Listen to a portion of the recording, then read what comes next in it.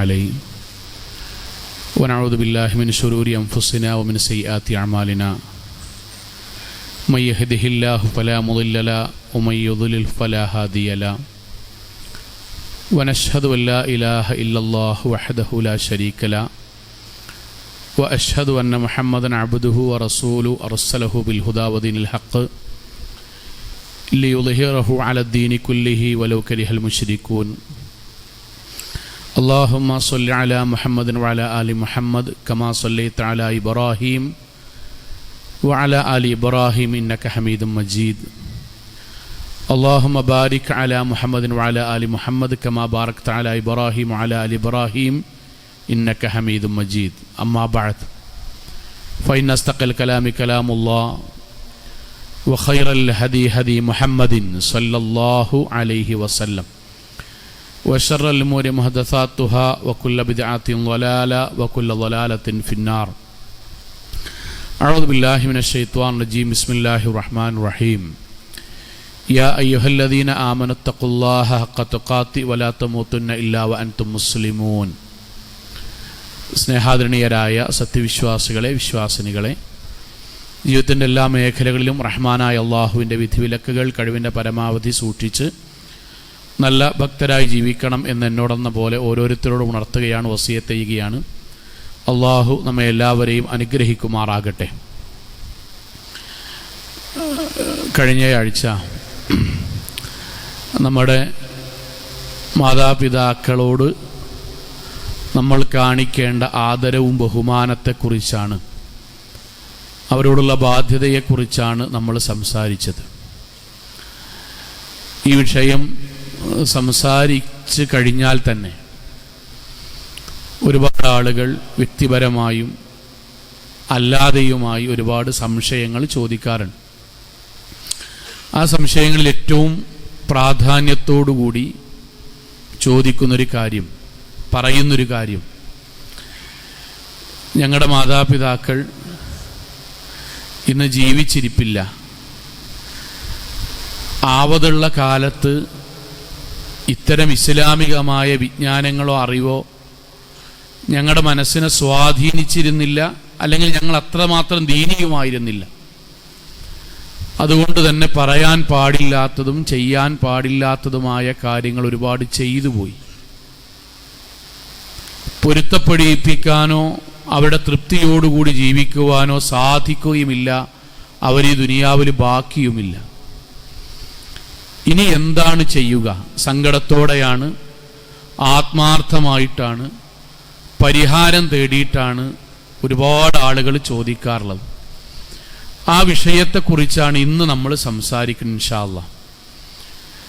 ഇതിൻ്റെ ഒരു തുടക്കം എന്നുള്ള നിലക്കൊരു കാര്യം, നിലവിൽ മാതാപിതാക്കൾ ജീവിച്ചിരിക്കുന്ന ആൾക്കാരോട് പറയണം.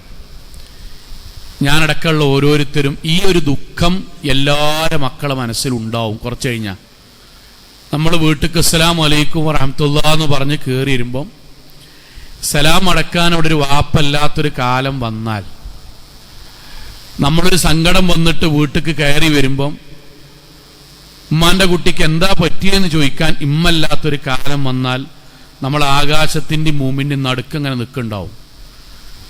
ബാക്കി ആരുണ്ടായാലും ഇവർക്ക് പകരാവൂല, എന്തു പറഞ്ഞാലും. അപ്പോൾ ഉള്ള കാലത്ത് നമ്മൾ പിന്നീട് സങ്കടപ്പെടാതിരിക്കുവാൻ അവരെ പരമാവധി നമ്മൾ പരിലാളിക്കണം. നമ്മളാൽ ചെയ്യാൻ പറ്റുന്നത് മുഴുവൻ നമ്മൾ ചെയ്യണം. ഭർത്താക്കന്മാരോട്, സ്വന്തം ഭാര്യമാരുടെ വാപ്പാക്കോ ഉമ്മാക്കോ പ്രയാസം ഉണ്ടാവുമ്പം പോകാൻ അനുവദിക്കുന്ന കരുണുള്ളൊരു മനസ്സ് നമുക്ക് ഉണ്ടാകണം. അവനാൻ്റെ ഉപ്പാനും ഉമ്മാനും അവർ സന്തോഷത്തോടു കൂടി നോക്കണമെങ്കിൽ, അവരുടെ മനസ്സിൽ വെറുപ്പില്ലാതെ നോക്കണമെങ്കിൽ, അവരുടെ വാപ്പാക്കും ഉമ്മാക്കും പ്രയാസം വരുമ്പോൾ സ്വന്തം ബാപ്പിയമ്മയായിട്ട് കാണാനുള്ളൊരു മനസ്സ് പടച്ചോൻ നമുക്ക് നൽകണം, അത് അനുവദിക്കണം.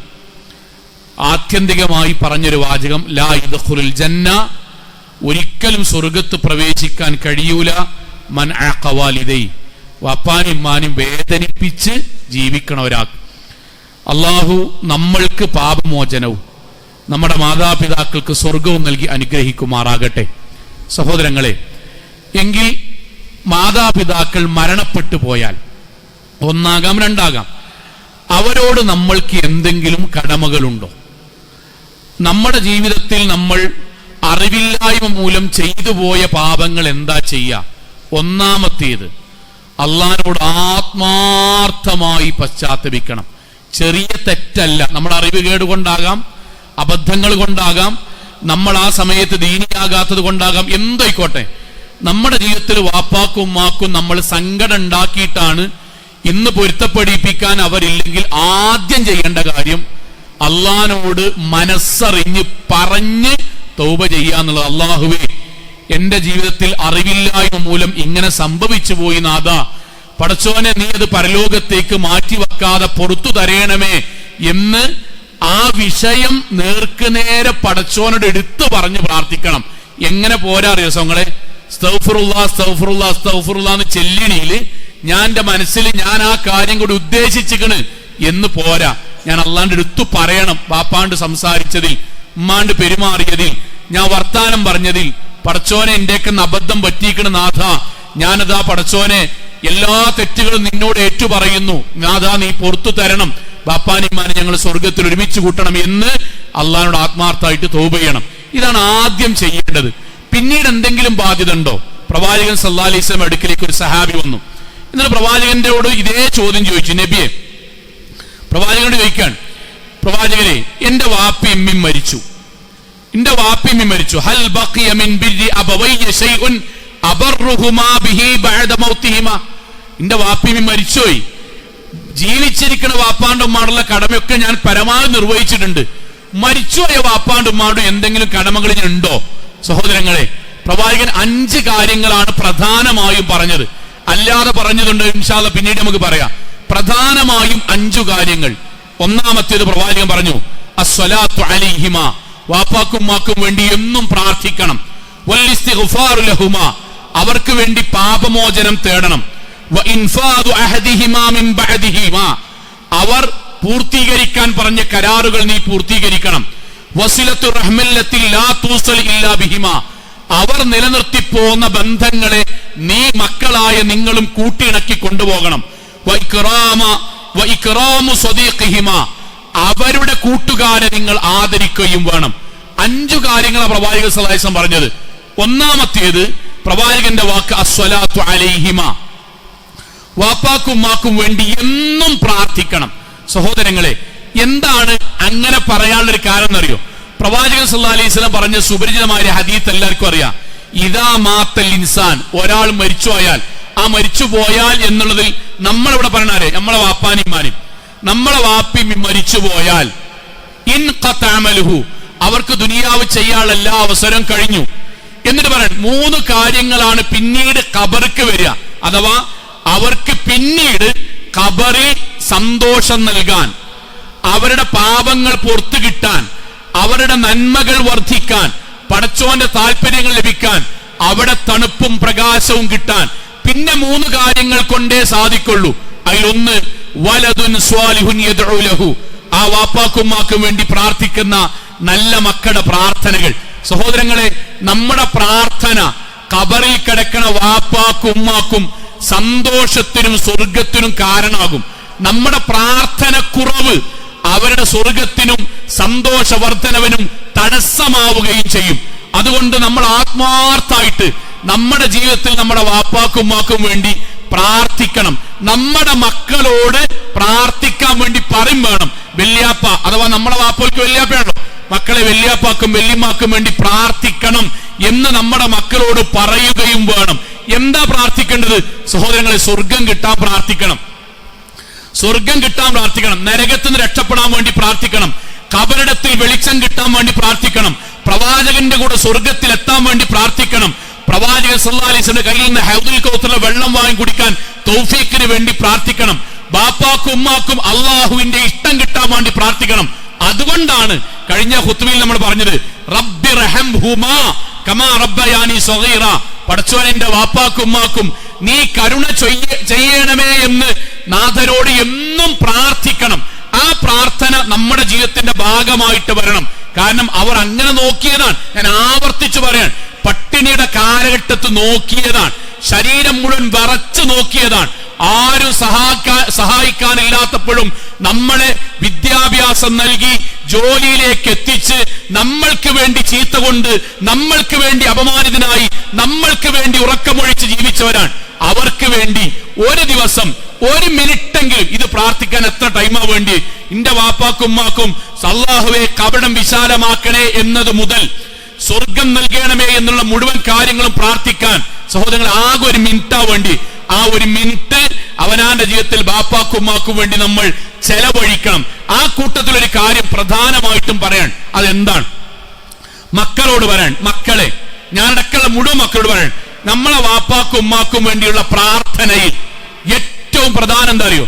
വാപ്പിമി മരിച്ചാൽ അപ്പോൾ നടത്തേണ്ട പ്രാർത്ഥനയാണ് മയ്യത്ത് നിസ്കാരം. ഈ ജീവിതത്തിൽ നമ്മൾ പഠിക്കേണ്ട ഏറ്റവും വലിയ അറിവുകളിൽ ഒന്നെന്താ അറിയോ? MBBS പഠിക്കുന്ന കുട്ടിനോട് പറയാൻ, MBA പഠിക്കുന്ന ചാർട്ടേഡ് അക്കൗണ്ടിങ് പഠിക്കുന്ന കുട്ടിനോട് പറയാൻ, +2 10 എത്രങ്ങാനും നമുക്ക് പഠിക്കാണ്ട്. പക്ഷെ നമ്മുടെ വാപ്പാക്കും ഉമ്മാക്കും വേണ്ടി 4 തക്ബീറുകൾക്കിടയിൽ 4 പ്രാർത്ഥനയുള്ളൂ. 2 നമുക്ക് കാണാപാടാണ്. ഒന്ന് ഫാത്തിഹാണ്, മറ്റൊന്ന് പ്രവാചകന്റെ പേരിൽ സ്വലാത്താണ്. ബാക്കി അവസാനത്തെ ആകെ 1.5 വരെയുള്ളൂ. പിന്നെ മൂന്നാമത്തത് ആകെ ഒരു പാരഗ്രാഫ് ഉണ്ടാവും. ആ പാരഗ്രാഫ് പഠിക്കാൻ 10, 25, 30 വയസ്സായിട്ട് നമുക്ക് പറ്റൂലെങ്കിൽ നമുക്ക് വാപ്പാണ്ട് മാറി ഇഷ്ടല്ല എന്നാണ് അർത്ഥം. നിങ്ങൾ ആലോചിച്ച് നോക്കൂ, ഞാൻ മരിച്ചാൽ എന്റെ ജീവിതത്തിൽ ഏറ്റവും വലിയ ആഗ്രഹം എന്താ? എന്നെ മണ്ണിലേക്ക് ഇറക്കി വെക്കണതിന്റെ മുന്നിൽ എന്റെ കുട്ടിന്റെ മുന്നിൽ വന്നിട്ട് പടച്ചോനോട് എനിക്ക് വേണ്ടി പ്രാർത്ഥിക്കണല്ലേ. നമ്മളെ വാപ്പാരൊക്കെ അത് ആഗ്രഹിക്കുന്നുണ്ടാവൂലേ? പള്ളിക്കത്ത് ഉസ്താദാണ് ഇമാം നിൽക്കേണ്ടി, ആണോ കൂട്ടരെ? ആരും ഇല്ലെങ്കിലാ പള്ളിക്കത്ത് ഉസ്താദ് നിൽക്കേണ്ടിയത് അല്ലേ? ഹൃദയത്തിന്ന് പ്രാർത്ഥന വരണമെങ്കിൽ നമ്മളെ വാപ്പാനെ നെഞ്ചകത്ത് കൊണ്ടുവന്ന്, നമ്മളെ ഉമ്മച്ചിനെ നെഞ്ചകത്ത് കൊണ്ടുവന്ന് ബാപ്പാനിമ്മാനി കണ്ണാലെ കണ്ട് ഹൃദയത്തിൽ ചേർത്ത് പടച്ചോനോട് അല്ലാഹുമ്മ ഗഫിർ ലഹു വറഹംഹു എന്ന് പ്രാർത്ഥിക്കുമ്പം അതിന് പടച്ചോൻ നൽകുന്ന ഉത്തരാണ് അവിടെ പാപമോചനവും അവിടെ സ്വർഗവും. ഞാൻ മക്കളോട് പറയാം, മക്കളെ ഉറപ്പായിട്ടും വെക്കേഷനുമാണ്, പഠിക്കണം. നിങ്ങൾക്കറിയാം എങ്കിലും പറയാൻ ഒരു വസിയത്തായി ആകെയുള്ളത് ഒരു പാരഗ്രാഫാണ്. ആ പാരഗ്രാഫ് പഠിക്കണം. എന്നിട്ട് പള്ളിക്കൊക്കെ നമ്മുടെ വീട്ടിൽ അങ്ങനെ അവസ്ഥ വന്നാൽ എന്റെ വാപ്പാക്കും ഉമ്മാക്കും വേണ്ടി മയ്യത്ത് നിസ്കരിക്കാൻ ഞാനാണ് മുന്നിൽ ഉണ്ടാകുമെന്ന് പറയണം. അതാണ് ബാപ്പാനുമായുള്ള സ്നേഹം. ഇൻഷാ അല്ലാഹ് അതൊരു നീയത്താക്കി വെക്കണം. പെൺകുട്ടിയാണ് മക്കളെ, അവനാന്റെ വീട്ടിൽ നിന്ന് വാപ്പാൻ ഇമ്മാനെ ജേട്ടനെ ആരെക്കൊണ്ട് ഇവിടെ വാപ്പിമ്മി അതുകൊണ്ട് പറയാൻ, വീട്ടിൽ നിന്ന് ഇറക്കണ മുന്നേ നിങ്ങൾ ഇമാമത്ത് നിന്ന് ആ നിസ്കാരം നിർവഹിച്ചിട്ട് നിങ്ങൾ മയ്യത്ത് പുറത്തേക്ക് എടുക്കാൻ പാടുള്ളൂ. നിങ്ങൾ ഇമാമത്ത് നിൽക്കണം. അവനാന്റെ പഠനങ്ങളും അവനാന്റെ മുഴുവൻ കാര്യം മനസ്സിലാക്കുക. സ്വന്തം മാനും ബാപ്പാനും അവിടെ നിന്ന് മയ്യത്ത് പുറത്തേക്ക് ഇറക്കുമ്പം പെണ്ണുങ്ങൾക്ക് നിസ്കരിക്കാനിരിക്കുമ്പോ അങ്ങോട്ടും ഇങ്ങോട്ടും തിരിഞ്ഞു നോക്കുന്ന കൂട്ടത്തിൽ നമ്മളെ മഹലിലെ നല്ലവരായ പെൺകുട്ടികൾ ഉണ്ടാകാൻ പാടില്ല. കാരണം ഞങ്ങൾ നിസ്കാരം കഴിഞ്ഞിട്ട് ഇൻഷാ അല്ലാഹ് പുരുഷന്മാർക്ക് നിസ്കരിക്കാം. അവിടെ ആരാ ഇമാമക്കേണ്ടി? സഹോദരിമാരെ, എന്റെ മക്കളെ ആരാണ് പെൺകുട്ടികൾ നിൽക്കേണ്ടത്? നിങ്ങളാ നിൽക്കേണ്ടത്. ഉറപ്പായിട്ടും ഇൻഷാ അല്ലാഹ് മയ്യത്ത് നിസ്കാരം നമ്മൾ പഠിക്കണം. നമ്മളെ വാപ്പാക്കും ഉമ്മാക്കും ചെയ്യേണ്ട ഏറ്റവും വലിയ ദുആകളിൽ ഒന്നാണ് അവർക്ക് വേണ്ടിയുള്ള മയ്യത്ത് നിസ്കാരം. അത് അല്ലാഹു പറയാൻ, റസൂൽ സ്വല്ലല്ലാഹു അലൈഹി വസല്ലം പറയാൻ, ഒന്ന് വാപ്പാക്കും ഉമ്മാക്കും വേണ്ടി മറക്കാതെ പ്രാർത്ഥിക്കണം. കാരണം ഖബറിലേക്ക് മരിച്ചവർക്ക് കിട്ടുന്ന സൽക്കർമ്മങ്ങളിൽ ഒന്ന് മക്കളുടെ ആത്മാർത്ഥമായ പ്രാർത്ഥനയാണ്. കുറവുണ്ടാകരുത്, കൂടുതലേ ഉണ്ടാകാൻ പാടുള്ളൂ. അതിന് നമ്മുടെ മനസ്സിൽ ബോധ്യം ഉണ്ടാകണം. മക്കളോട് വസിയത്ത് പറയും വേണം, വല്യാപ്പാക്കും വല്യമാക്കും വേണ്ടി പ്രാർത്ഥിക്കാൻ. അള്ളാഹു അനുഗ്രഹിക്കുമാറാകട്ടെ. രണ്ടാമത്തേത് പ്രവാചകൻ പറഞ്ഞ വാക്കെന്തറിയോ? വല്ലിസ്തിഗ്ഫാറു ലഹുമാ. ആ വാപ്പാക്കും ഉമ്മാക്കും വേണ്ടി പാപമോചനത്തിന് തേടണം. വല്ലാത്തൊരു വാചകാണ്. ഒന്നാമത്തെ എന്താണ്? ബാപ്പാക്കും ഉമ്മാക്കും വേണ്ടി പ്രാർത്ഥിക്കണം. മരിച്ചോയ വാപ്പാക്കും ഉമ്മാക്കും വേണ്ടി. ആ പ്രാർത്ഥനയിൽ ഇത് പെടൂലേ? പെടും. പാപമോചനത്തിന് വേണ്ടിയുള്ള പ്രാർത്ഥന ആദ്യത്തെ പ്രാർത്ഥനയിൽ പെടൂലേ? പെടും. പക്ഷെ രണ്ടാമത്തെ ഭാഗമായിട്ട് നബി പറയാൻ, പക്ഷേ നിങ്ങൾ സ്വർഗത്തിന് വേണ്ടി പ്രാർത്ഥിക്കുമ്പോഴും ഖബർ രക്ഷയ്ക്ക് വേണ്ടി പ്രാർത്ഥിക്കുമ്പോഴും സിറാത്ത് പാലം മുറിച്ചെടുക്കാൻ വേണ്ടി പ്രാർത്ഥിക്കുമ്പോഴും നബിയെ കാണാൻ വേണ്ടി പ്രാർത്ഥിക്കുമ്പോഴും നിങ്ങൾ പാപമോചനത്തിന് വേണ്ടി പ്രത്യേകമായി പ്രാർത്ഥിക്കണം. അല്ലാഹുവേ, ഇന്റെ വാപ്പാക്കും മാക്കും ചെറുതും വലുതും രഹസ്യവും പരസ്യവുമായി അറിഞ്ഞും അറിയാതെയും ചെയ്ത മുഴുവൻ പാപങ്ങളും നീ പൊറുത്തു കൊടുക്കണമേ എന്ന് പ്രത്യേകമായി പ്രാർത്ഥിക്കണം. എന്തേ കാരണം സുഹൃത്തുക്കളെ? സ്വർഗം കിട്ടാനും നരകത്തിന് രക്ഷപ്പെടാനും കപടം വിശാലമാക്കാനും നമ്മളെ വാപ്പാക്കും മാക്കും ഉണ്ടാകേണ്ട അടിസ്ഥാന ക്വാളിറ്റി എന്താ അറിയോ? പാപങ്ങളില്ലാതെയാവുക എന്നാണ്. അത് നിങ്ങൾ മറക്കാതെ പ്രാർത്ഥിക്കണം. എന്താ പാപമോചനത്തിന്റെ പ്രാർത്ഥന പ്രത്യേകത അറിയോ? ഈ ഹദീസ് കേട്ട നമുക്ക് എത്രമാത്രം വലിയ സന്തോഷാണ് ശരിക്കും ഉണ്ടാകുക. നമുക്ക് മരിച്ചുപോയ വാപ്പാനിമാരും വെറുതെ പറഞ്ഞു പോകല്ല, അവിടെ വെച്ച് കണ്ടുമുട്ടുമ്പോൾ നമ്മൾ കാരണം നമ്മളെ വാപ്പിമ്മി നമ്മളെ കെട്ടിപ്പിടിക്കും. ഇൻഷാ അല്ലാഹ് സ്വർഗത്തിലാണെങ്കിൽ നമ്മൾ കാരണം അവരെത്തിയ ദറജ വഴി നമ്മളെ അവർ കെട്ടിപ്പിടിക്കും, ഉമ്മ വെക്കും. പ്രവാചകൻ സല്ലല്ലാഹു അലൈഹി വസല്ലം ഹദീസാണ്. എന്താ പ്രവാചകൻ പറഞ്ഞറിയോ? ഇന്നല്ലാഹ ലയർഫഉ അദ്ദറജത ലിൽ അബ്ദി സ്വാലിഹ് ഫിൽ ജന്ന. അല്ലാഹു ഒരു മനുഷ്യന്റെ സ്വർഗ്ഗത്തിലുള്ള ദറജ ഇങ്ങനെ കൂട്ടിക്കൂട്ടി കൊണ്ടുപോകും. മരിച്ചു കഴിഞ്ഞ് ശരിക്കും കേൾക്കണോ, മരിച്ചു കഴിഞ്ഞ അയാൾക്ക് അല്ലാഹു സ്വർഗ്ഗത്തിലുള്ള ദറജ അയാളുടെ അമലുകൾ വഴി നിശ്ചയിച്ചിട്ടുണ്ടാവും. പിന്നീട് അദ്ദേഹത്തിന്റെ സ്വർഗത്തിന്റെ ദറജ അങ്ങനെ കൂട്ടും. ദറജ കൂട്ടണമെങ്കിൽ അദ്ദേഹം അമല് ചെയ്യണ്ടേ? അപ്പൊ അദ്ദേഹം നമ്മളെ വാപ്പിയമ്മീൻ അള്ളാഹുവിനോട് നിറക്കണ്ണുമായി പടച്ചോണ്ട് ചോദിക്കാൻ, യഖൂലു യാ റബ്ബി മിൻ ഐന ലീ ഹാദാ. പടച്ചോനെ, എന്റെ ദറജ നീ നിശ്ചയിച്ചു കഴിഞ്ഞല്ലോ, പിന്നെ മുകളിലേക്ക് ഞങ്ങൾ എങ്ങനെ അള്ളാഹ് എത്തുക? ഞങ്ങളൊന്നും ചെയ്തിട്ടില്ലല്ലോ, ചെയ്യാൻ അവസരമല്ലോ. ഇതെന്തുകൊണ്ടാണ്? അള്ളാഹുവിന്റെ വാക്ക് ഫയഖൂൽ, പടച്ചോൻ നമ്മളെ വാപ്പാണ്ടുമാണ് പറയണം ഇൻഷാ അല്ലാഹ് ബിസ്തിഗ്ഫാരി വലദിക ലക്. അന്റെ കുട്ടിയാളുണ്ടല്ലോ, അവര് നിസ്കാരത്തിന് ശേഷവും ഒഴിഞ്ഞു നിൽക്കുമ്പോഴും റമദാനിലും സമയത്ത് പ്രാർത്ഥിക്കുന്ന സമയത്തൊക്കെ നിന്റെ പാപങ്ങൾ പൊറുക്കാൻ വേണ്ടി പ്രാർത്ഥിച്ചതാണ്. നിന്റെ മക്കളുടെ പാപമോചനം വഴി നിനക്ക് സ്വർഗത്തിന്റെ ദറജ ഉയർത്തപ്പെടും. നമ്മുടെ വീട്ടിൽ നിന്നോ നമ്മുടെ യാത്രയിൽ നിന്നോ നമ്മുടെ പള്ളിക്കെന്നോ നമ്മൾ എവിടുന്നെങ്കിലും നമ്മുടെ വാപ്പാക്കുമ്മാക്കും അല്ലാഹുവേ പുറത്തു കൊടുക്കണമേ എന്ന് പ്രാർത്ഥിക്കുമ്പം നമ്മുടെ വാപ്പാന്റെയും ഉമ്മാന്റെയും സ്വർഗത്തിന്റെ ദറജയാണ് വർദ്ധിക്കുന്നത്. നിങ്ങൾ നാളെ പരലോകത്ത് നിന്ന് ആലോചിച്ച് നോക്കി, നമ്മൾ കണ്ടുമുട്ടുകയാണെങ്കിൽ നമ്മുടെ വാപ്പിമ്മയും നമ്മളെ അണച്ചു ചേർത്ത് പിടിച്ച് ഉമ്മ തന്ന്, കുട്ടിയെ എന്റെ പ്രാർത്ഥന കൊണ്ടാണ് കേട്ടോ ഞാൻ ഇത്രയും വലിയ ദറജയ്ക്ക് എത്തിയത് എന്ന് നമ്മളോട് സന്തോഷ വാർത്ത പറയുന്ന മഹനീയമായ അനുഭവം അള്ളാഹു തൗഫീഖ് നൽകുമാറാകട്ടെ. നമ്മൾ പ്രാർത്ഥിക്കണം, പാപമോചനം പ്രത്യേകിച്ച് പ്രാർത്ഥിക്കണം. നമ്മുടെ മക്കളോട് ഞാൻ പ്രത്യേകിച്ച് പറയാണ്, നമ്മൾ ഈ ദുആക്ക് ഉത്തരം കിട്ടുന്ന പ്രധാനപ്പെട്ട സമയമല്ലേ, ആ സമയത്ത് നമ്മൾക്ക് ബാപ്പാക്കും ഉമ്മാക്കും വേണ്ടി പറഞ്ഞു. ഞാനൊരു ഖത്തീബ് എനിക്കറിയാം, അദ്ദേഹം ഒന്നാമത്തെ ഖുത്ബ കഴിഞ്ഞ് രണ്ടാമത്തെ ഖുത്ബന്റെ ഇടയ്ക്ക് ഒരു 10 സെക്കൻഡ് ഇരുത്തല്ലേ, ആ സെക്കൻഡിൽ പരിശുദ്ധ ഖുർആനിൽ അമ്പിയാക്കന്മാർ പ്രാർത്ഥിച്ച ഒരു പ്രാർത്ഥന അദ്ദേഹം സ്ഥിരം പ്രാർത്ഥിക്കുക, റബ്ബി ഗ്ഫിർലി വലിവാലിദൈ. അല്ലാഹുവേ, എനിക്കും എന്റെ മാതാപിതാക്കൾക്കും നീ പാപങ്ങൾ പുറത്തു കൊടുത്ത് തരണമേ. ഞാൻ അപ്പൊ അദ്ദേഹത്തോട് ചോദിച്ചു, നിങ്ങൾ എന്തേ ആ പ്രാർത്ഥന എന്നെ പ്രാർത്ഥിക്കണേ? അദ്ദേഹം പറഞ്ഞ വാചകം എന്താ അറിയോ? അള്ളാഹുവിന്റെ പ്രവാചകൻ ലോകത്ത് ഏറ്റവും കൂടുതൽ ഉത്തരം കിട്ടുന്ന സമയങ്ങൾ ഒന്നെണ്ണിയത് 2 ജുമഅയുടെ 2 ഖുത്ബക്കിടയിലുള്ള ചെറിയ സമയമാണ്. ആ സമയം എനിക്കും എന്റെ വാപ്പാക്കും ഉമ്മാക്കും സ്വർഗം കിട്ടാനും പാപങ്ങൾ പൊറുക്കാനും വേണ്ടിയാണ് ഞാൻ തേടുന്നത്. അതാണ് മക്കൾ എന്ന് പറയുന്നത്. നമ്മൾ നമ്മുടെ വാപ്പാന്റെ ഉമ്മാന്റെ പ്രാർത്ഥനയ്ക്ക് പ്രയോറിറ്റി കൊടുക്കണം. കാരണം നമ്മളല്ലാണ്ട് പറയാ, പടച്ചോനെ അവരുടെ ജീവിതത്തിൽ ഒരുപാട് പാപങ്ങൾ വന്നിട്ടുണ്ടാവും. എന്തേ കാരണം? അറിവ് കുറവായിരുന്നു. എങ്ങനെ അറിവ് കുറഞ്ഞത്? ആ കാലത്ത് നമുക്ക് വേണ്ടി കഠിനാധ്വാനം ചെയ്യായിരുന്നു. നമ്മളെത്ര പഠിക്കാനോ, നമ്മളുടെ ഏസിയുള്ള പള്ളിക്ക് വരാനോ, നമ്മുടെ സൗകര്യത്തിലുള്ള പള്ളിയിലേക്ക് എത്തിപ്പെടാനോ അവരോട് അവരുടെ ജീവിതത്തിൽ കഴിയില്ലായിരുന്നു. പക്ഷേ നമ്മളെ പഠിപ്പിച്ചു, പടച്ചോനെ ഞങ്ങൾ എങ്ങനെ ആക്കിയതിൽ അവർക്കാണ് പങ്ക്, നീ അവർക്ക് പുറത്തു കൊടുക്കണം. അപ്പൊ പ്രാർത്ഥനന്റെ കൂടെ ഇസ്തിഗ്ഫാർ വേറെ പറഞ്ഞു, അത് നമ്മൾ നിർവഹിക്കണം. മൂന്നാമത്തേത് പ്രവാചകൻ സല്ലല്ലാഹു അലൈഹി വസല്ലം പറഞ്ഞത് വഇൻഫാദു അഹദിഹിമാ മിൻ ബഅദിഹിമാ. അവർ നമ്മളോട് പറഞ്ഞ കരാറുകൾ പൂർത്തീകരിക്കണം. വളരെ പ്രധാനമാണ്. ബാപ്പിമ്മയും നമ്മളോട് ചില കാര്യങ്ങൾ വസീയത്തായി പറഞ്ഞിട്ടുണ്ടാവും, ചില കാര്യങ്ങൾ സൂചന നൽകിയിട്ടുണ്ടാവും, ചില ആഗ്രഹങ്ങൾ പറഞ്ഞിട്ടുണ്ടാവും. ചിലപ്പം ഇൻഷാ അല്ലാഹ് എടാ നമ്മക്കങ്ങനെ ചെയ്യണട്ടോ എന്ന് കൂടിയാലോചിച്ചിട്ടുണ്ടാവും. ഈ കാര്യങ്ങളിൽ നമ്മളാൽ ചെയ്യാൻ പറ്റുന്നത് മുഴുവൻ ചെയ്യണം. നമ്മളാ ചെയ്യാൻ പറ്റും. ഇപ്പൊ ബാപ്പ വസീയത്തായി പറഞ്ഞു, എടാ ഇൻഷാ അല്ലാഹ് നമ്മള് സ്വത്തൊക്കെ ഓരിയക്കണ കൂട്ടത്തിൽ നമുക്ക് നമ്മുടെ പള്ളിക്ക് അല്ലെങ്കിൽ ഹിഫ്ള് സ്ഥാപനത്തിന് അല്ലെങ്കിൽ എന്തെങ്കിലും അവിടെ ഒരു 1.5 സെന്റ് 5 സെന്റ് നിങ്ങൾ കൊടുക്കണം കേട്ടോ എന്നോട് പറഞ്ഞിക്കണ്. ചിലപ്പോ രേഖന്നുണ്ടാവില്ല, നമ്മക്കറിയാം നമ്മൾ പറഞ്ഞിക്കണ്. അത് പൂർത്തിയാക്കണം. മരിച്ച മാതാപിതാക്കളോട് മക്കൾ ചെയ്യേണ്ട കടമയാണത്. എടാ നമുക്ക് ആ ഭാഗത്ത് ഒരു കിണർ കുഴിച്ചെടുത്താലോ, നമ്മളെ കുറച്ച് പണിക്കാരുണ്ടല്ലോ, അവിടെ വെള്ളമില്ലാന്നാ തോന്നണേ, ബാപ്പ അത് പറഞ്ഞു. കുറച്ചു കാലം കഴിഞ്ഞു ബാപ്പ മരിച്ചു. നമുക്ക് മനസ്സിലുണ്ട് ബാപ്പാക്ക് അങ്ങനെ ഒരു പൂതിയുണ്ട്. വെള്ളമില്ലാത്തൊരു സ്ഥലത്ത് കിണറൊഴിച്ചെടുക്കുന്ന ബാപ്പാക്ക് പൂതിയുണ്ട്. അല്ലെങ്കിൽ എത്തീം മക്കൾക്ക് ഭക്ഷണം കൊടുക്കുന്ന ബാപ്പാക്ക് ഒരു പൂതി ബാപ്പ പറഞ്ഞേനി. അല്ലെങ്കിൽ കുട്ടികൾ ഖുർആൻ പഠിക്കാൻ ഒരു സംവിധാനം തുടങ്ങുന്ന ബാപ്പ പൂതി പറഞ്ഞു. ഇപ്പൊ നമ്മുടെ കയ്യിൽ പൈസ ഉണ്ട്. ആ ദൗത്യം നമുക്ക് പൂർത്തീകരിച്ചു കൊടുക്കാൻ കഴിയണം. ചിലപ്പോ കുടുംബത്തില് വളരെ പ്രധാനപ്പെട്ട ആരും നോക്കാത്ത ചില മനുഷ്യന്മാരുണ്ടാവും. ഇപ്പൊ ബാപ്പ ഇങ്ങനെ നമ്മൾ പറയാൻ, മൂത്ത കുട്ടി, ഇളയ കുട്ടി, പെൺകുട്ടി, ആൺകുട്ടി ആരെക്കോട്ടെ, നമ്മളൊന്ന് പറയാൻ, എടാ നമുക്ക് നമ്മളെ കാലം കഴിഞ്ഞാലും ഓലെ കാര്യം നോക്കണം, അവർക്ക് ആരും ഇല്ലട്ടോ, എടാ ഈ നോക്കാനട്ടടാ എന്ന് നമ്മൾ പറയുമ്പം ഇതൊന്നും എവിടെയെങ്കിലും ഒരു ആധാരത്തിൽ എഴുതിയ എഗ്രിമെന്റ് ഒന്നും ഉണ്ടാവില്ല.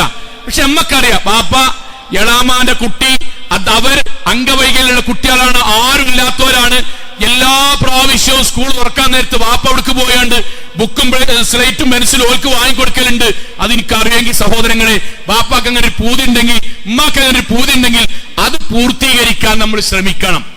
ഇവിടെ എന്താ സംഭവിക്കാറിയോ, ബാക്കി എല്ലാത്തിനും നമുക്ക് ഓർമ്മ ഉണ്ടാവട്ടെ. ഈ വിഷയത്തിൽ വരുമ്പോൾ കാണാം ആരെങ്കിലും വന്നിട്ട് വാപ്പ അവിടുത്തെ ഒരു കുട്ടിക്ക് ഒരു 1.5 സെന്റ്, ബാപ്പാക്ക് അവസാന കാലത്ത് അല്ലെങ്കിൽ ഒരു അൾസിമേഴ്സ് വന്നിക്കണ്. അവസാന ടൈമിൽ ഇമ്മാക്ക് ഒരു അത്തം പിത്തം വർത്താനേനി. ഇമ്മാക്ക് അവസാന സമയത്തിൽ അന്തല്ലാത്ത വർത്താനം ഇടക്കിടക്ക് പറയും. പറഞ്ഞതിന്റെ ഇടക്ക് അവനാന്റെ കുട്ടി കിട്ടേണ്ട 5 സെന്റ് പറഞ്ഞിട്ടുണ്ടാവും. ആ സമയത്ത് ഇമ്മാക്ക് പ്രത്യേകിച്ച് അന്തം ഉണ്ടാവും ചെയ്യും. ഇത് കപടതയാണ്. അത് ചെയ്യരുത് സമയം. ബാപ്പാണ്ട് ഉമ്മാണ് ക്രൂരതയാണ്. പ്രവാചകൻ സല്ലല്ലാഹു അലൈഹി വസല്ലമേ പരിശുദ്ധ ഖുർആൻ ഉദ്ധരിച്ചിട്ടാ പറഞ്ഞു, വല്ലദീനഹും ലി അമാനാതിഹിം വഅഹദിഹിം റാഊൻ. അവർ നമ്മളെ പറ്റി പറയാൻ, ബാപ്പിയമ്മയായിട്ട് ആരാകട്ടെ, അവർ പറഞ്ഞ കരാറ് പൂർത്തീകരിക്കുന്നവരാണ്. കടം വീട്ടാണത് വീട്ടണം. ബാപ്പിയമ്മയും പറഞ്ഞ നീയത്തുകൾ നമ്മളെ കൊണ്ട് പാലിക്കാൻ പറ്റുന്നത് അത്രയും പാലിക്കണം. നമ്മളാൽ കഴിയുന്ന വിധം നമ്മൾ പാലിക്കണം. പ്രവാചകന്റെ അടുക്കലേക്ക് ഏതുവരെ നമ്മളെ വാപ്പിയമ്മയും എന്തെങ്കിലും ഇബാദത്ത് നേർച്ച നേർന്നിട്ടുണ്ടെങ്കിൽ, പ്രവാചകന്റെ അടുക്കലേക്ക് ഒരു സഹാബി വനിത വന്നു. ഇന്ന ഉമ്മി നദർതു അൻ തഹജ്ജ. നബിയെ, എന്റെ ഉമ്മ ഇക്കൊല്ല ഹജ്ജിന് പോണം നേർച്ച നേർന്നിരുന്നു. പക്ഷേ ഫലം തഹജ്ജ ഹത്താ മാതത്. പക്ഷേ ഹജ്ജ് കഴിഞ്ഞ മുന്നേ ഉമ്മ മരിച്ചുപോയി. ഉമ്മക്ക് നേർച്ച ഉണ്ടായിരുന്നു. അഫഹജ്ജ അൻഹാ, ഞാന് ആ ഹജ്ജ് പൂർത്തീകരിക്കണോ? മകളായ ഞാൻ പൂർത്തീകരിക്കണോ? മകനായ ഞാൻ പൂർത്തീകരിക്കണം. ഉമ്മാന്റെ ആഗ്രഹമുണ്ട്, ഞങ്ങളുടെ കയ്യിൽ പൈസ ഉണ്ട്, ഞങ്ങൾ ഹജ്ജ് ചെയ്തോലാണ്. ഉമ്മ അങ്ങനെ നേർച്ച നേർന്നു ഇപ്രാവശ്യം ഹജ്ജിന് പോകണമെന്നുള്ളത്. പ്രവാചകന്റെ വാക്കെന്താ പറയുക, ഉമ്മാക്ക് വേണ്ടി നേർച്ച നേർന്ന ഹജ്ജ് നീ നിർവഹിച്ചോ. എന്നിട്ട് പ്രവാചകന്റെ വാക്കെന്താ അറിയോ? പ്രവാചകൻ സല്ലല്ലാഹു അലൈഹി വസല്ലമ ആ സഹാബിയോട് ചോദിച്ച വാക്ക്, അള്ളാഹുവിനോടുള്ള കരാറുകൾ നീ പൂർത്തീകരിക്കുന്നത് ഉമ്മയോടുള്ള കരാറുകൾ പൂർത്തീകരിക്കുക വഴിയാണ്. ഇതേപോലെയാണ് മറ്റൊരു സഹാബി എന്നിട്ട് ചോദിച്ചത്, നബിയെ, എന്റെ ഉമ്മ 1 മാസം നോമ്പ് നോൽക്കാൻ വേണ്ടി നേർച്ച നേർന്നിരുന്നു. ആവർത്തിക്കട്ടെ, നേർച്ച നേർന്ന് നോമ്പ് പറഞ്ഞ് ഞാനത് പൂർത്തീകരിക്കണമോ? പ്രവാചകൻ പറഞ്ഞു, പൂർത്തീകരിക്കണം. കാരണം ബാപ്പാന്റെ ഇമ്പാന്റെ കരാറാണ്, അത് പൂർത്തീകരിക്കണം. അത് നമ്മുടെ ജീവിതത്തിന്റെ ഏറ്റവും പ്രധാനപ്പെട്ട ഒരു ഭാഗമാണ്, അത് മറക്കരുത്. ഞാനിതിന് ഉമ്മമാരായ പെൺകുട്ടിയോട് പറയാൻ, ഉമ്മമാരെ, സഹോദരിമാരെ, ഇതിൽ നിങ്ങളും പങ്കാളിയാണ്. ഞാൻ എന്തിനങ്ങനെ ബോധപൂർവം പറഞ്ഞറിയോ? അവനാന്റെ വാപ്പാന്റെ ഇമ്മാന്റെയും കാര്യത്തിൽ എന്തെങ്കിലും വസീയത്തോതുണ്ടെങ്കിൽ, എന്തെങ്കിലും ദൗത്യ പൂർത്തീകരിക്കണമെന്നുണ്ടെങ്കിൽ പ്രവാചകന്റെ അടുക്കലേക്ക് വന്നതിൽ ഒന്ന് സഹാബി വനിതയാണ്, മറ്റൊന്ന് സഹാബിയാണ്. അതേ ദൗത്യം നിങ്ങൾക്കുണ്ടാണ്. നിങ്ങള് അതൊക്കെ ആൺകുട്ടികളെ ചെയ്യേണ്ടതാണ് എന്ന് പറഞ്ഞ് ഒഴിവാകേണ്ടോലല്ല. ഇവിടെ വരുമ്പോഴോ, ഇവിടെ ഇക്കാക്കാന്റെ വാപ്പാന്റെ ഇമ്മാന്റെ വിഷയം വരുമ്പോൾ നിങ്ങൾ പറയും, അത് നിങ്ങളെ വാപ്പിയമ്മയല്ലേ, അത് ഞാനായിട്ട് ബന്ധമല്ല. അവിടുന്ന് എന്ത് പറയും, ഇന്നെ കെട്ടിച്ച് അങ്ങോട്ട് പറഞ്ഞേച്ചല്ലേ, എനിക്ക് അവിടെയും ബന്ധമല്ല. അങ്ങനെ നിങ്ങൾ ആകരുത്. നമ്മളെ വാപ്പാന്റെ ഇമ്മാന്റെ കാര്യത്തിൽ നിങ്ങൾ വിളിച്ചു വയ്ക്കണം. നിങ്ങൾക്ക് ധാരണ ഉണ്ടാകണം. ഏതെങ്കിലും ഒരാളെ നോക്കാനോ, അവർക്ക് എന്തെങ്കിലും സഹായം ചെയ്യാനോ, എന്തെങ്കിലും വസീയത്ത് കൊടുക്കാനോ ബാപ്പിയമ്മയും പറഞ്ഞിട്ടുണ്ടോ, അത് പൂർത്തീകരിക്കാൻ നമ്മൾക്ക് കഴിയണം. മൂന്നാമത്തെ കാര്യം, 4 വസിലത്തുർ റഹ്മില്ലത്തി ലാ തൂസലു ഇല്ലാ ബിഹിമാ. വാപ്പിയമ്മയും വിളക്കി ചേർത്ത് കൊണ്ടുവന്ന ബന്ധങ്ങളെ മക്കളായ നമ്മളും വിളക്കി ചേർത്തി കൊണ്ടുവരണം. കഴിഞ്ഞ ഖുത്ബയിലെ നമ്മുടെ ഒരു കാര്യം ഖുത്ബയുടെ തുടക്കത്ത് പറഞ്ഞ ഓർമ്മയുണ്ടോ? വലിയ തെറ്റ് ചെയ്ത ഒരു സഹാബി നബിയോട് വന്നിട്ട് ചോദിച്ച്, നബിയെ, ഞാൻ വലിയ തെറ്റ് ചെയ്തു, എനിക്ക് അല്ലാഹു തൗബ ചെയ്തു തരുമോ? എന്താ പ്രവാചകൻ ചോദിച്ചത്? ഉമ്മ ജീവിച്ചിരിപ്പുണ്ടോ? ഇല്ല എന്ന് പറഞ്ഞപ്പോ അടുത്ത ചോദ്യം എന്താണ്? ഉമ്മാന്റെ ഏട്ടത്തിയും അനിയത്തിയും ജീവിച്ചിരിപ്പുണ്ടോ? ഉണ്ട്. എങ്കിൽ അവർക്ക് പുണ്യം ചെയ്താലും പാപമോചനം കിട്ടും. ഇതാണ് ഈ പറഞ്ഞ വിഷയം. ബാപ്പിമ്മി മരിച്ചാലേ വാപ്പാന്റെ ഏട്ടന്മാരി, അനിയന്മാരി, ഇമ്മാന്റെ കുടുംബക്കാരും ആ പദവിയിലേക്ക് എത്തിക്കാൻ അവരുമായിട്ട് നമുക്ക് ബന്ധമുണ്ടാകണം. ചിലപ്പോ അകന്ന ചില കുടുംബം ഉണ്ടാവും, നമ്മളധികം പോലെ ഉണ്ടാവില്ല. ബാപ്പാന്റെ എളാമാന്റെ കുട്ടിന് അങ്ങനെയൊക്കെ ഉണ്ടാവും. നമുക്കറിയാം, മഞ്ചേരി ഭാഗത്തായിരിക്കും, എളയൂര് ഭാഗത്തായിരിക്കും, കോഴിക്കോട് ഭാഗത്തായിരിക്കും. ബാപ്പര് കൊല്ലത്തൊരിക്കൽ പോകുണ്ടാവും. സോ നമ്മളെ മനസ്സിൽ ഓർമ്മ ഉണ്ടെങ്കിൽ ബാപ്പ പോയ പോലെ കൊല്ലത്തൊരിക്കലെങ്കിലും നമ്മളും കുടുംബവും പോയി, ചേട്ടനും മക്കളും കുടുംബവും പോയിട്ട് ആ ബന്ധം വിളക്കി ചേർക്കുക എന്നത് മതപരമായി അവരോട് ചെയ്യേണ്ട പുണ്യാണ്, ബാധ്യതയാണ്, ജീവിച്ചിരിക്കുന്ന മക്കൾ ചെയ്യേണ്ട ദൗത്യാണ്. അഞ്ചാമത്തെ കാര്യം കൂടി പറയാൻ പ്രവാചകൻ പറഞ്ഞ വാക്ക് ബാപ്പാന്റെ ഇമ്മാന്റെ കൂട്ടുകാരെ നിങ്ങൾ ആദരിക്കണം. ആ വാചകം മറക്കരുത് കേട്ടോ. കണ്ടെത്തണം എന്നല്ല, പോയി കാണണമെന്ന് മാത്രമല്ല, ആദരിക്കണം. എന്താ നിങ്ങൾ ആദരിക്കുക എന്ന് പറഞ്ഞാൽ, ഇബ്നു ഉമർ റളിയല്ലാഹു അൻഹു അഥവാ ഉമർ ഇബ്നുൽ ഖത്താബ് റളിയല്ലാഹു അൻഹുവിന്റെ മകൻ മക്കയ്ക്ക് ഇങ്ങനെ പോകുകയാണ്. ഈ സംഭവം മനസ്സൊന്ന് പോകരുത്, എന്താണ് ചെയ്യേണ്ടത് എന്നതിന്റെ ചെറിയ ഉദാഹരണമാണ്. മക്കയ്ക്ക് ഇങ്ങനെ പോകുകയാണ്. മരുഭൂമി കൂടെ പോകുമ്പം ഒരു വ്യക്തിനെ കണ്ടു. അദ്ദേഹത്തോട് സലാം പറഞ്ഞു. അങ്ങോട്ടും കൊണ്ട് വർത്തമാനം പറയാൻ. വർത്തമാനം പറഞ്ഞ് കുറച്ചു കഴിഞ്ഞപ്പം ഇബ്നു ഉമർ റളിയല്ലാഹു അൻഹു ഒട്ടകപ്പുറത്താ പോണത്. അദ്ദേഹം മരുഭൂമിയിൽ കൂടെ നടന്നിട്ടാ പോണത്. ഇബ്നു ഉമർ റളിയല്ലാഹു അൻഹു തലയിൽ തലപ്പാവ് ഇങ്ങനെ വെച്ചിട്ടുണ്ട്, അറബികൾ വെക്കുന്നത് പോലെ. അദ്ദേഹം ഒന്നും വെച്ചിട്ടില്ല. ഇബ്നു ഉമർ റളിയല്ലാഹു അൻഹു കുറച്ചു നേരം വർത്തമാനം പറഞ്ഞതിന് ശേഷം ഒട്ടകപ്പുറത്തുനിന്ന് ഇറങ്ങി. എന്നിട്ട് ആ സാധു മനുഷ്യനെ ഒട്ടകപ്പുറത്ത് കയറ്റി അദ്ദേഹത്തിന് ഇബ്നു ഉമർ റളിയല്ലാഹു അൻഹുവിന്റെ തലപ്പാവ് സമ്മാനമായി കൊടുത്തു. അപ്പൊ ഇബ്നു ഉമർ റളിയല്ലാഹു അൻഹുവിന്റെ കൂടെയുള്ള ആൾക്കാർ ചോദിച്ചു, അല്ല, നിങ്ങൾ എന്തിനാണ് സാധാരണക്കാരനായ വെറും സാധുവായ ഒരു മനുഷ്യന് ഒരു ഒട്ടകത്തിന്റെ പുറത്ത് കയറ്റി നിങ്ങൾക്ക് ഏറ്റവും ഇഷ്ടപ്പെട്ട നിങ്ങളുടെ തലപ്പാവ് സമ്മാനമായി കൊടുക്കാൻ മാത്രം? ചെറിയ സമ്മാനം കൊണ്ട് തന്നെ അദ്ദേഹം തൃപ്തിപ്പെടുമല്ലോ, അത്രയും പാവാണല്ലോ. അതിന് ഇബ്നു ഉമർ റളിയല്ലാഹു അൻഹു വാക്കെന്തറിയോ? ഇന്ന അബാ ഹാദാ കാന വുദ്ദൻ ലി ഉമർ ഇബ്നുൽ ഖത്താബ്. ഇദ്ദേഹത്തിന്റെ ഉപ്പയും എന്റെ ഉപ്പയും തമ്മിൽ വലിയ ചങ്ങാതിമാരാണ് എന്നെനിക്ക് സംസാരിച്ചപ്പോൾ മനസ്സിലായി. എന്റെ പാപ്പ ഉമർ ഇബ്നുൽ ഖത്താബ് റളിയല്ലാഹു സംസാരത്തിൽ ഞാൻ ഇടയ്ക്ക് അദ്ദേഹത്തിന്റെ ഉപ്പാനെ പറ്റി കേൾക്കാറുണ്ടായിരുന്നു.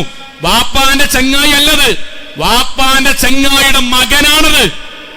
ഒട്ടകപ്പുറത്ത് കയറ്റി സമ്മാനം കൊടുത്ത് ആദരിച്ചു. എന്നിട്ടാണ് ഇബ്നു ഉമർ റളിയല്ലാഹു അൻഹു പറഞ്ഞ വാക്ക് നമ്മുടെ മനസ്സിലുണ്ടാകും കേട്ടോ. മൻ അഹബ്ബ അൻ യുസല്ലി അൻ അബീഹി ഫീ ഖബരിഹി. ഖബറിൽ കിടക്കുന്ന ബാപ്പാക്കും ഉമ്മാക്കും ആർക്കെങ്കിലും ആശീർവാദങ്ങളും സന്തോഷങ്ങളും നൽകാൻ ആഗ്രഹമുണ്ടെങ്കിൽ ഫൽയുസല്ലി അലൈഹി. ആ ബാപ്പാന്റെ ഇമ്മാന്റെ ചങ്ങാതിമാരെ അവർ ആദരിച്ച് ബഹുമാനിക്കട്ടെ. നമ്മുടെ വീട്ടിൽ കല്യാണം വരും, ആരൊക്കെ വിളിക്കും? നമ്മൾ വിളിക്കും. ഫേസ്ബുക്ക് ഫ്രണ്ട്സിനെ വരെ വിളിക്കും. അയൽവക്കക്കാരെ, രാഷ്ട്രീയക്കാരെ, സംഘടനക്കാരെ, പള്ളിക്കമ്മിറ്റിക്കാരെ, മൗലവിനെ, ഖത്തീബിനെ ഒക്കെ വിളിക്കും. ബാപ്പാന്റെ ചങ്ങായിമാരെന്നുള്ള ലിസ്റ്റ് ഉണ്ടാക്കണം. ഉമ്മാന്റെ ചങ്ങായിമാർ ലിസ്റ്റ് ഉണ്ടാക്കണം. ലിസ്റ്റ് ഉണ്ടാക്കണോനെ ഖബറിൽ കിടക്കണ ബാപ്പാനിമാരും ആദരിക്കണ മകനാകുള്ളൂ. ലിസ്റ്റ് ഉണ്ടാക്കണം, നേരിട്ട് പോയി വിളിക്കണം. വിളിക്കുമ്പോൾ ചിലപ്പോൾ അത്ഭുതപ്പെടും. എന്റെ മോനെ വന്ന് ഒന്നുമില്ല, ഞങ്ങൾ എന്റെ അപ്പാന്റെ ചങ്ങായിയാണ്, ഞങ്ങൾ നേരത്തെ വന്ന് കാണേണ്ടതായിരുന്നു, ഇക്കാക്ക വരണട്ടോ, ബാപ്പല്ലല്ലോ, നിങ്ങളൊക്കെയാണ് ഞങ്ങളെ കല്യാണം വാക്കുകൾ നടത്തേണ്ടത് കേട്ടോ. വീട്ടിൽ എന്തെങ്കിലും കുടിൽക്കാൻ നടക്കുമ്പം, വീട്ടിൽ എന്തെങ്കിലും ഒരു ഇസ്ലാമികമായി അനുവദിക്കപ്പെട്ട എന്തെങ്കിലും ഫംഗ്ഷൻ നടക്കുമ്പം, നോമ്പ് നടത്തുമ്പം ബാപ്പാന്റെ ഇമ്മാന്റെയും കൂട്ടുകാരന്മാരെയും കൂട്ടുകാരികളെയും നേരിട്ട് പോയി ക്ഷണിച്ച് അവരെ ആദരിച്ചു കൊണ്ടുവരൽ മതപരമായി വഹീന്റെ അടിസ്ഥാനത്തിൽ കിട്ടിയ പുണ്യാണ്. വഹീന്റെ അടിസ്ഥാനത്തിൽ വെറുതെ തത്വവാചകം ഉണ്ടാക്കിയല്ല. നമ്മളെ വാപ്പാനും ഇമ്മാന്റെയും കൂട്ടുകാർ എന്തുകൊണ്ടാണ് പറഞ്ഞറിയോ? നമ്മളെ വാപ്പിമ്മയും പല സമയത്തും ദുഃഖം വന്നപ്പോഴേ സാരല്ലടാ കുട്ടിയാളെന്റെ പെണ്ടാവും എന്ന് പറഞ്ഞ് ബലം കൊടുത്തോലെ ഓരായിരിക്കും. ജീവിതത്തിൽ സങ്കടം വരുമ്പോൾ സാരില്ലാണെന്ന് പറഞ്ഞാൽ നമ്മളറിയാതെ സാമ്പത്തികമായി സഹായിച്ചത് അവരായിരിക്കും. നമ്മളിപ്പോഴുള്ള ഈ ജോലിക്ക് ഒരു വേള പറഞ്ഞു കൊടുത്തത് അവരായിരിക്കും. നമ്മുടെ വാപ്പാന്റെയും ഇമ്മാന്റെയും ജീവിതത്തിൽ ഏറ്റവും കൂടുതൽ താങ്ങായി തണലായി നിന്നത് ഒരു വേള നമ്മൾ പോലും അറിയാതെ അവരായിരിക്കും. ആ ബാപ്പാനിമാരെ ആദരിക്കുന്നതിന്റെ ഭാഗമാണ് അവരുടെ കൂട്ടുകാരെ നമ്മൾ ആദരിക്കുക. 5 കാര്യം: 1, അവർക്ക് വേണ്ടി പ്രാർത്ഥിക്കണം. 2, പാപമോചന പ്രാർത്ഥന മറക്കാതെ ചെയ്യണം. 3, അവർ പറഞ്ഞ കരാറുകൾ പൂർത്തീകരിക്കണം. 4, അവർ നിലനിർത്തിപ്പോന്ന ബന്ധങ്ങൾ നമ്മളും നിലനിർത്തണം. 5, അവരുടെ കൂട്ടുകാരെ ആദരിക്കുകയും വേണം. ഇതുവഴിയാണ് നമ്മുടെ മരണപ്പെട്ടു പോയ മാതാപിതാക്കൾക്ക് നമ്മൾക്ക് ചെയ്യാനുള്ള ഏറ്റവും വലിയ കടമകൾ. സഹോദരങ്ങളെ, അത് ചെയ്യുകയും പശ്ചാത്തപിക്കുകയും ചെയ്താൽ പടച്ചവൻ നമ്മുടെ പാപങ്ങൾ പൊറുക്കുകയും നമ്മളെയും നമ്മുടെ മാതാപിതാക്കളെയും സ്വർഗത്തിൽ ഒരുമിച്ച് കൂട്ടുകയും ചെയ്യും. അള്ളാഹു അനുഗ്രഹിക്കുമാറാകട്ടെ. വസ്സലാത്തു വസ്സലാമു അലാ റസൂലില്ലാഹി വഅലാ ആലിഹി വസഹ്ബിഹി അജ്മഈൻ. അമ്മാ ബഅദ് തഖുല്ലാഹി ഇബാദല്ലാഹ്. ഒരിക്കൽ കൂടി അള്ളാഹുവിനെ സൂക്ഷിച്ചുകൊണ്ട് ജീവിക്കണം എന്ന് എന്നോടെന്ന പോലെ ഓരോരുത്തരോടും ഉണർത്തുകയാണ്. സഹോദരങ്ങളെ, നമ്മുടെ നാട് വലിയൊരു പ്രയാസത്തിലൂടെയാണ് ഇപ്പോൾ കടന്നു പോകുന്നത്. നമ്മുടെ നാട് മുഴുവൻ, ഇന്ത്യ രാജ്യത്ത് മുഴുവൻ മീഡിയകളും ചർച്ച ചെയ്തുകൊണ്ടിരിക്കുന്ന വലിയ ഒരു ആക്രമണം നമ്മുടെ നാട്ടിൽ നടന്നു. അതിൻ്റെ സത്യം, അസത്യം, രാഷ്ട്രീയം, മതം, ഇതൊന്നും നമ്മൾ ചർച്ച ചെയ്യുന്ന വിഷയമേ അല്ല. ഭാവിയിൽ ഇൻഷാ അല്ലാഹ് എല്ലാം തെളിയും, കുറ്റവാളികൾ ശിക്ഷിക്കപ്പെടണം എന്നു തന്നെയാണ് നമ്മൾ ആഗ്രഹിക്കുന്നത്. ഇവിടെ വിശ്വാസികൾ എന്നുള്ള നിലയിൽ നമ്മൾക്കുണ്ടാകേണ്ട ഒരു നിലപാടുണ്ടാകണം. ആ നിലപാട് ഒരു അക്രമം വരുമ്പോണ്ടാണ് ഒരു നിലപാടല്ല, ഒരു സ്ഫോടനം ഉണ്ടാകുമ്പോണ്ടാണ് ഒരു നിലപാടല്ല.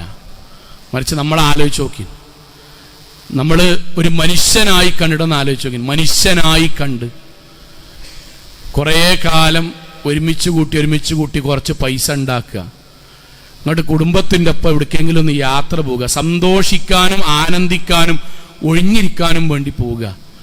ആ ആനന്ദത്തിനിടയിൽ വെടികൊണ്ട് മരിക്കുക, സാധു മനുഷ്യർ മരിക്കുക, കൊല്ലപ്പെടുക.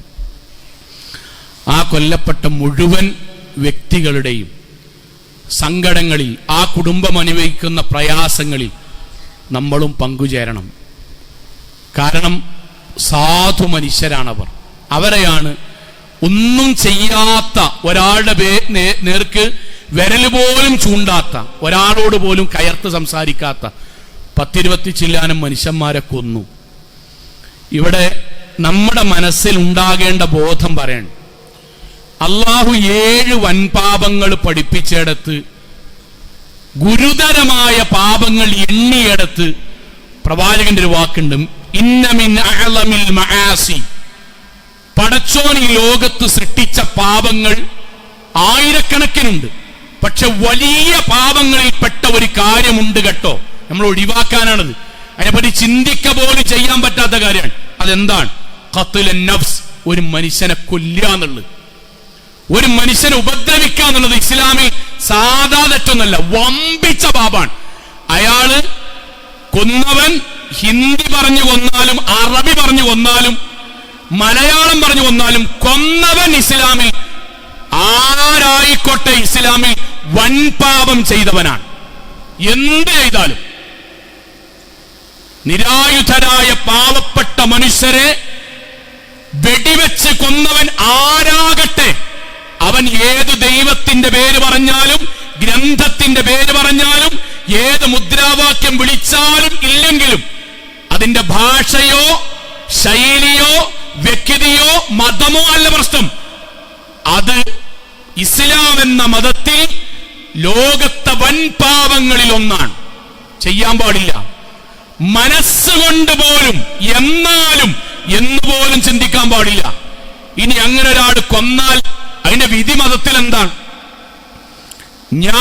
നമ്മൾ ഏതെങ്കിലും മനുഷ്യൻ അകാരണമായി ഏതെങ്കിലും ഒരു മനുഷ്യനെ കൊന്നാൽ, ഖുർആന്റെ ആയത്താണ്, ഖുർആനിന്റെ ആയത്ത്, ഫകഅന്നമാ ഖതലന്നാസ ജമീഅ.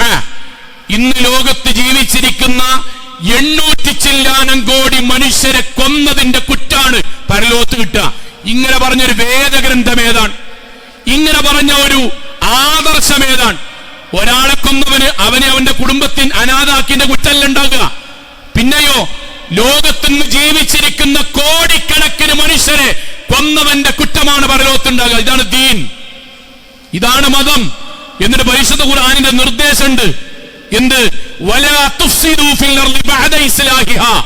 ശാന്തമായി പോകുന്ന ഒരു പ്രദേശത്ത് നിങ്ങളുടെ വാക്കുകൊണ്ട്, നിങ്ങളുടെ പെരുമാറ്റം കൊണ്ട്, നിങ്ങളുടെ ശബ്ദകോലാഹലം കൊണ്ട്, നിങ്ങളുണ്ടാക്കിയ സംഘം കൊണ്ട് പ്രശ്നമുണ്ടാക്കുന്ന ഒരു നാടാക്കി, ഒരു പ്രദേശമാക്കി, ഒരു സ്ഥലമാക്കി നിങ്ങളതിനെ മാറ്റരുത്. ഖുർആന്റെ ആയത്താണ്. ആര് ചെയ്തോട്ടെ ഉടനെ മതത്തിന്റെ കാര്യം പറയാൻ, മതത്തിന്റെ കാര്യം. ഒരു സ്ഥലത്ത് നമ്മൾ കാരണം ഒരു ഫിത്തനയോ ഫസാദോ ഉണ്ടാകാൻ പാടില്ല. ഇങ്ങോട്ട് ഖുർആനിന്റെ ആയത്ത് ഒന്നുകൂടി പറയാൻ, തിൽക്കദ്ദാറുൽ ആഖിറ, സ്വർഗത്തെ പറ്റി പറയാൻ, അതാകുന്ന വിശ്വാസികളെ സ്വർഗം. അടുത്ത വാക്കെന്തറിയോ? നജ്അലുഹ, സ്വർഗം ഉണ്ടാക്കിയ പടച്ചവൻ അതിനെ തയ്യാറാക്കി. ലില്ലദീന ലാ യുരീദൂന ഉലുവൻ ഫിൽ അർളി വലാ ഫസാദ. ഒരു നാട്ടിൽ, ഒരു പ്രദേശത്ത് അഹംഭാവവും ഫിത്നയും ഫസാദും ഉണ്ടാക്കുന്ന ആളുകളല്ലാത്തവർക്കേ സ്വർഗം ഉണ്ടാകുള്ളൂ.